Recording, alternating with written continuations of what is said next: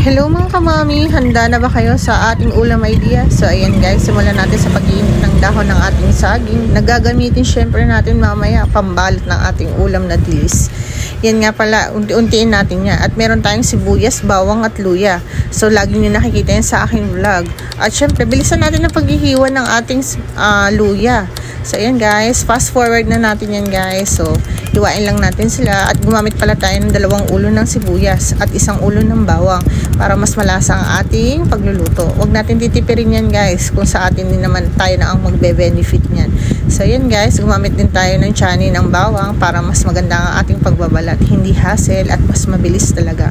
So na-vlog ko na rin yan guys at napakaganda niya talagang gamitin. Palagi ko siyang ginagamit sa aming kusina. Talagang favorite tools ko yan sa aking mga pagluluto. So ayan guys, nahiwa ko na pala yan guys. At yung half part niyan is ilalagay natin syempre sa ating dilis.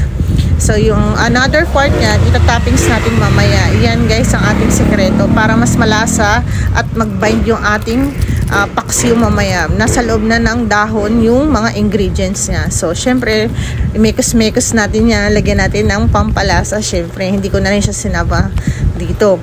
Pero nandyan na lahat yan. All in one na yan guys. So babalutin din natin siya ng dahan-dahan.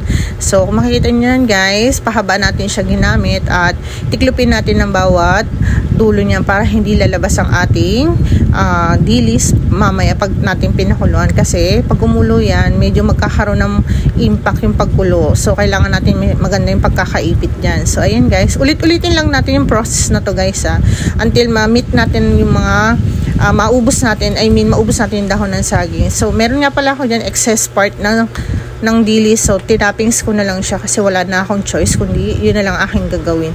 So kailangan medyo mabilis ang ating pag-iisip pag nagluluto tayo, just in case na maubusan tayo ng ating gagawin. Kailangan may backup plan talaga tayo agad. So ayan guys, ulit-ulitin lang natin siya hanggang sa mabuo natin yung ating pagbabalot. So ayan na nga pala. At syempre lalagyan natin siya ng dato puti. So ayan guys, at wag natin kalimutan yan, lagyan ng konting tubig para hindi masyadong maasim. So ayan, yung other part nga pala kanina nilagay natin yun dyan kasi itatoppings nga natin. So mamaya nilagay ko rin yung ibang tirang isda na dilis kasi wala na nga tayong dahon. So ayan na, tayo magpapakulo na sa mahinang apoy lamang. Alam nyo kung bakit?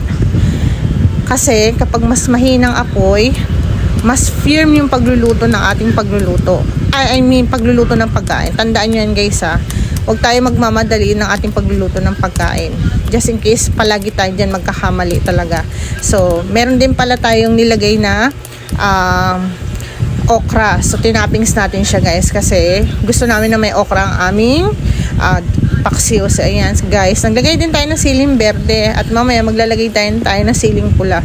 So ayan nga pala guys, kumukulo na siya. So yung suka dyan guys, pakukuluan natin maigi as in pakukuluan hanggang sa medyo pumuti na yung ating suka kasi doon mas masarap yung paksiw.